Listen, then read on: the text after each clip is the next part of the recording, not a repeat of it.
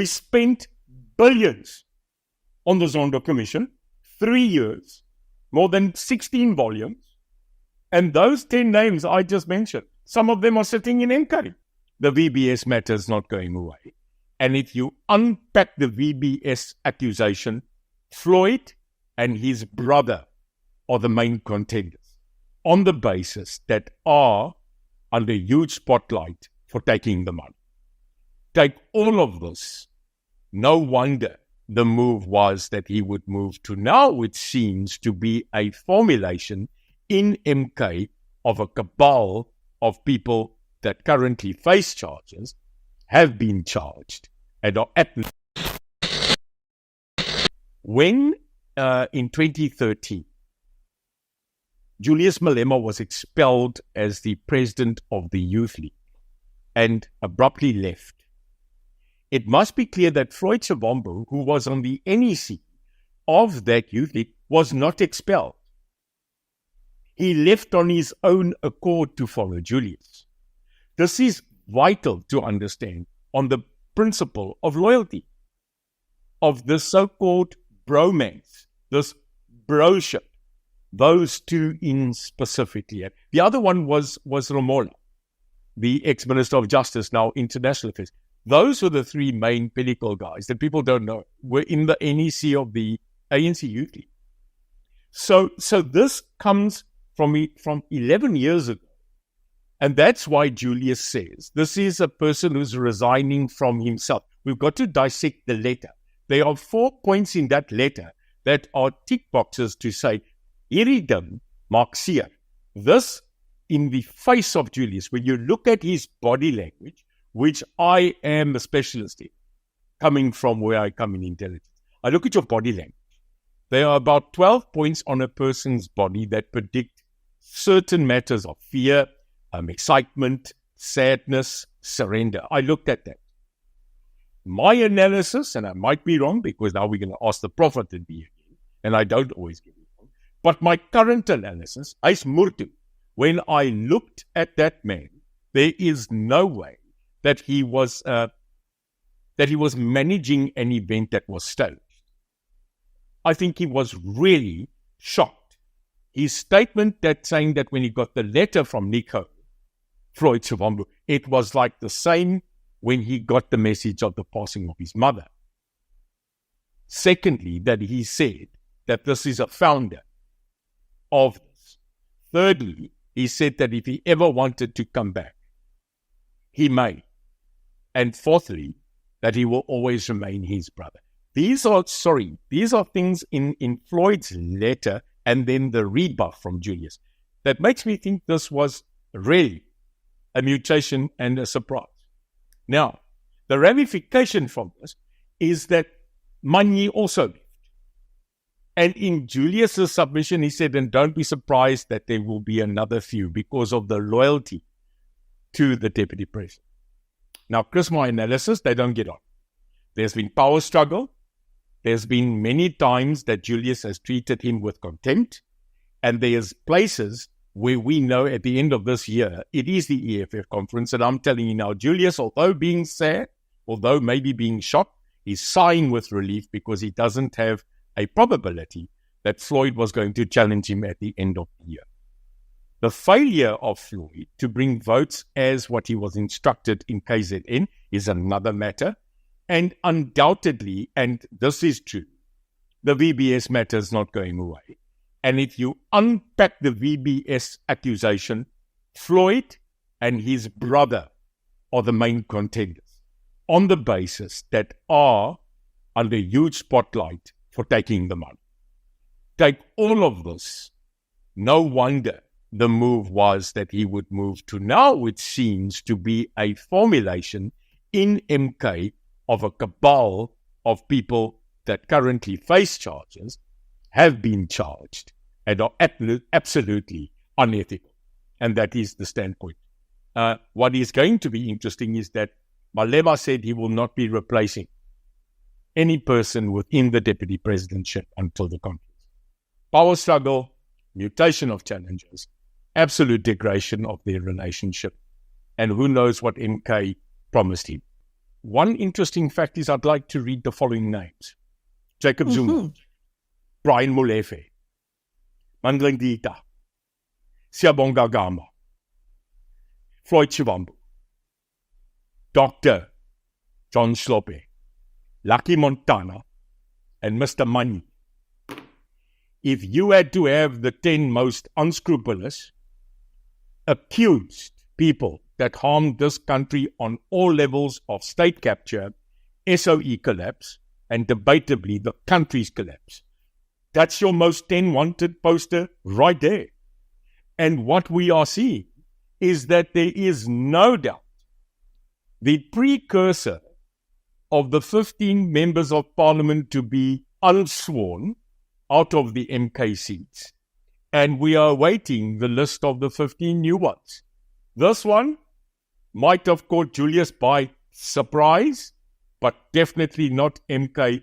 This was orchestrated, is orchestrated and planned. The question we must ask ourselves now is, what is the next move?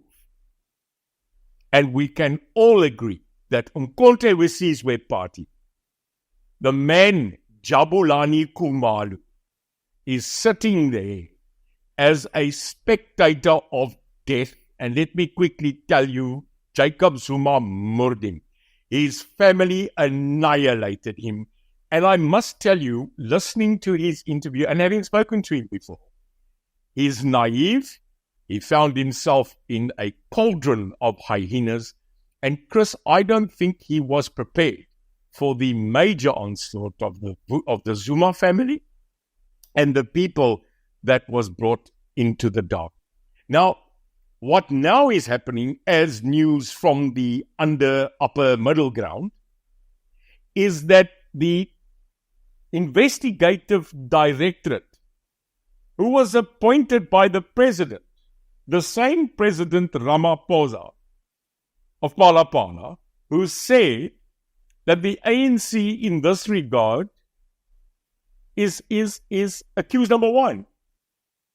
But now what happened is, and Zondo has even retired in this process, that currently it is rumored that the independent directorate is trying to get access to all the files and all the evidentiary material from the Department of Justice, the Ministry of Justice, and that they are currently having to summon certain of these members to get the information. Now, if this is true, and it is true, what a shocking indictment on the continual statements of these people to say that we're going to stop looting, that the current coalition is going to turn and that they're going to make things better and that they will have zero corruption. Well, here we sit today, and it's not true.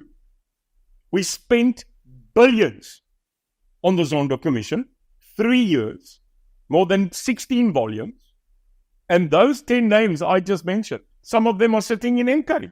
Yeah, guys, really interesting take from Neil De Beer regarding the current events going on right now in South Africa, especially with the move, from the EFF of Floy Shivambu to the MK party. And what Neil De Beer in this video is actually suggesting as the emergence of a new kind of cabal, in South Africa, and forming that new cabalism in the Progressive Caucus. I think it's really important and interesting to kind of like understand the character of what Neil De Beer argues is a new kind of cabal being formed at the moment in the MK party, and bring that to light. But anyway, I thought that for this video we'll just go through a report on the Daily Maverick regarding the implications surrounding the EFF Floyd Shivambu's move to the MK party, and understand what Neil De Beer argues might be a new form of a grouping, what he calls a cabal, and how that could wield power on the politics of South Africa going forward. So this really interesting report I found by Marianne Tam, and I think it's a really powerful article. I really enjoyed reading. It said that, the EFF's former deputy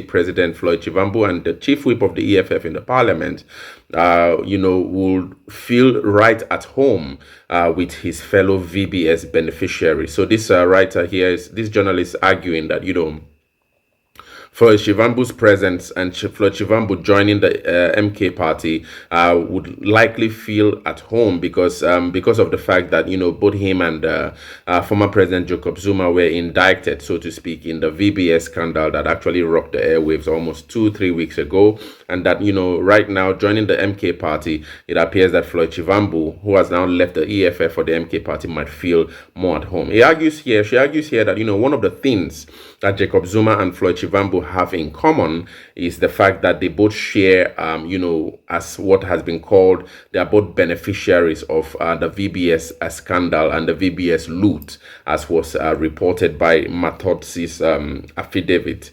some weeks earlier.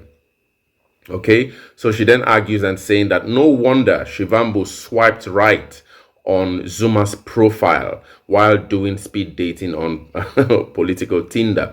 So she says that Floy Shivambu has opted to hitch his revolutionary wagon to Jacob Zuma's dynastic project, which is the MK party, which already has 58 seats in the parliament in South Africa and waiting to be leveraged. Now, she argues also that with the convicted former President Jacob Zuma too solid to take up leadership in the National Assembly, according to the new law, Jacob Zuma, she argues, needed a proxy with a proven track record that dovetailed with its own project, okay? And she says that all these recent purges in the MK party and also the stealth bombing of former Judge John Schlope into the parliament are about what is actually a preparation for what she says things to come. And if you notice now, Neo De Beer also argues that in the MK party we might be seeing an emergence of a new kind of cabal that would rock the political landscape of South Africa in the coming days. She then says that by the way, that she almost forgot that the country's veteran political courts son, Jimmy Manyi, also resigned from the EFF to follow Floy Shivambu to the MK party, and saying that in 2017, Floy Shivambu and EFF Julius Malema actually met at the penthouse in Sandton with convicted VBS chairperson Shifiwa Matotsi, according to the Matotsi's eyewitness statement. That's the affidavit, okay? After the fighters had whipped up EFF members now, that's Floy Shivambu and Malema, had whipped up a public storm about the bank granting 7.8 million rand loan to Jacob Zuma, all right? So this was kind of like the genesis of the whole, fight back from the EFF against Jacob Zuma during the periods of the campaigns then. But anyway, she argues also that this, of course, came after revelations that Jacob Zuma had hovered up 250 million rand in public funds on upgrades to his sprawling private estate in Kandla. Okay, now she says that with chants of pay back the money from the EFF benches still ringing in the national consciousness, Matotsi's witness statement claims that he bought the silence from the EFF revolutionaries who stopped criticizing the deal when they scored a 16 million loan in stolen VBS funds. So this is actually the dynamics between silencing the EFF in terms of the constant belligerent accusations against former President Jacob Zuma. Now, she says that Matotsi is now serving a 15-year prison sentence and that the clock is ticking for other politically exposed implicated persons who are now playing, the musical chairs. Now, in KZN, it actually also, KZN showed up big time for MK party, and not just not so much for the EFF, but that was all to be expected. So this was during the campaign elections that KZN actually really threw their weight around in support for the new entrant into the political landscape, MK party at the time, and not much for the EFF. Now, she also argues now that it was the pickings were actually going to be easy in the faction reading province of the ANC support as it declined in 2024, and that the guy who was responsible for the most phenomenal growth of the EFF in KZN was Vusi Koza, who was the party's provincial chair, who grew his vote from 2% in 2014 to 10% in 2019. But Koza was also dismissed now by the EFF commander-in-chief on August 2023 for failing to fill up enough buses from the hotly contested province to attend EFF's birthday bash at FNB Stadium the previous month. So this is kind of like I don't know if to ascertain this to a sort of like authoritarian character of the leadership of the EFF, but anyway, Koza was dismissed because he wasn't able to fill in a bus, to bring a lot of celebrants to the EFF's birthday bash, and that month. And for me, I think that's a little bit of a disturbing kind of leadership. But anyway, we'll see how it goes. So anyway, that particular bash, which Koza was unable to bring much celebrants to the EFF bash, was the one this report argues when Malema rose above a crowd in a hydraulic crane, speaking stand up South Africa, and that they should do a lot for the people of South Africa.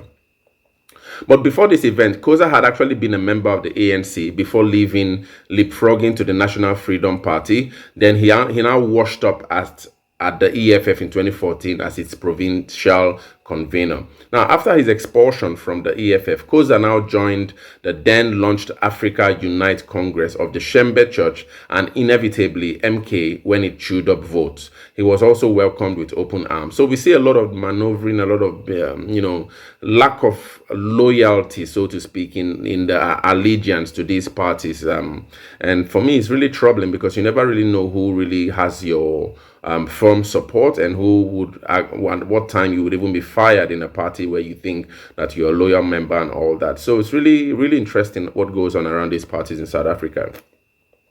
Now, the entrance of Shivambu was such that, Shivambu was deployed after Koza was now, taken out of the EFF. He was replaced by Floy Shivambu, and he was deployed to KwaZulu-Natal to mop up after Koza's conflict with the EFF Secretary General Marshal Dlamini, who was present at the VBS hush money talks. Okay, this is now according to the court document and also according to this report. He said that Marshal Dlamini was actually recently handed an 18-month suspension sentence for assaulting a constable during the 2019 State of the Nation address in the parliament. But now, in 2009, Koza also faced 2 charges of murder, one of attempted murder and one of assault with intent to cause grievous body harm. All right, and these charges were now later withdrawn, but Koza was eventually convicted of public violence and conspiracy to commit common assault. You see, so there are lots of charges around these guys. It's really tricky anyway. He says that Koza received a 3-year sentence that was then suspended for 5 years. So, in other words, she argues here now that someone had to keep the 2 men apart, and that it came to pass that Floy Shivambu then entered the Nkandla realm, which was mandated by Malema and the EFF leadership to bring back party members who, looking at the 2 convicted criminals on the menu, had decided to go for better options. Now, Floy Shivambu's redeployment to KwaZulu-Natal was announced by Malema, but in March, he also said that after internal talks about whether Shivambu was the right man to secure greater numbers, Dlamini would also be parachuted back in to represent the EFF in KwaZulu-Natal. Shivambu also, she argues here that he failed to fill up the Moses Mabhida Stadium in Durban for the party's manifesto launch, and the leader was not happy. So it appears that this narrative appears that the EFF seems to be more of, performance driven, right? And Julius Malema speaks about this a lot, about the hard work, and that if you're not working hard in the EFF, there's no reason to expect a kind of like, leadership growth or promotion within the party. So because of the fact that Shivambu was unable to fill up the Moses Mabhida Stadium in Durban, he says that the EFF party chief here wasn't happy because of that.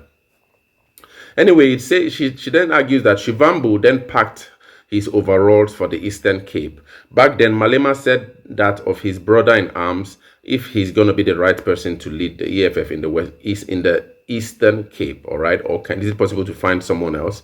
This is now according to Malema, given the developments of the MK party and the dynamics around that and the ANC's attitude toward KZN and IFP thinking, that this is a battleground. Do we maintain the deputy president, or do we bring an alternative who will match what those people are doing? So this was Malema's thought process in thinking whether Floy Shivambu would be the right person to represent the EFF in the Eastern Cape, or probably someone who is much more, in that way, spontaneous in leadership and all that. So it appears that Julius Malema just didn't think that Floy Shivambu could handle certain positions on the ground, although Floy Shivambu is actually one of leader who is actually ideologically sharp and understands the developmental patterns of leadership and development, especially from the perspective of the left, you see. So is actually the dynamics around this whole departure of Floy Shivambu from the EFF to the MK party. Now, anyway, he says that Floy Shivambu, who is also implicated in the VBS scandal with his brother Brian Shivambu, he actually hauled out his usual ZANU-PF stick about nationalizing the banks and land distribution without compensation at the press conference, and now announcing his defection on 15th of August, all right? Now, he says that the bruiser here was never going to be the leader of anything until MK and its, public service leader had raised himself from what she argues is the dead, so to speak. So this reporter here argues that Floy Shivambu likes to present himself as an intellectual strongman, and I really understand. I know what she means here for a fact, because when you listen to Shivambu's lectures, you can really feel the aura of an intellectual giant who understands left-wing philosophies and ideologies. So she says that Shivambu likes to present himself as an intellectual strongman and an example of the new kind of young leaders Africa so desperately needs. And then Jacob Zuma spotted in him a possible successor to stand on the shoulder of what she calls the kleptocrats who have gone before him. Now, the elephant in the room literally is VBS, okay? And the wheels of justice are humming. And although Shivambu has taken off his red overalls, he might soon be changing into what she calls an orange version of it, which means that Shivambu might be convicted for the crimes of, after investigation into the VBS scandal deepens. But anyway, this is what, is being going on now in the political space. And it appears, as Neo De Beer argues here, that Jacob Zuma's MK party seems to be now like a party that serves as an umbrella for most of these politicians who have been charged in one way or the other in South Africa. And it appears that as long as they can meet together to form a kind of like a coherent force, there might be ways to really patch up here and patch up there in terms of bringing them to justice. So Floy Shivambu's shocking move to the MK party, according to this report, signaled that fact that, it appears that Jacob Zuma wants to be a representative of that kind of like umbrella or shield, of these politicians who might have been convicted in one way or the other for some crimes in South Africa, and that this new cabal has a lot of strong footing and a strong potential to inflict a lot of change in the politics, the political space in South Africa. So this is kind of like one or two of the nuances in thinking about, the reasons behind Floy Shivambu leaving the EFF and what practical possibilities that could actually, that could emerge both for the EFF, the MK party, the Progressive Caucus in South Africa, and also the effect this will have on the really promising now GNU government ministers who have been doing a lot of work, as I see a lot of your comments. But anyway, this is where I'll stop for this video. What do you guys think about Neo De Beer's speech here in this video? Share your thoughts in the comments.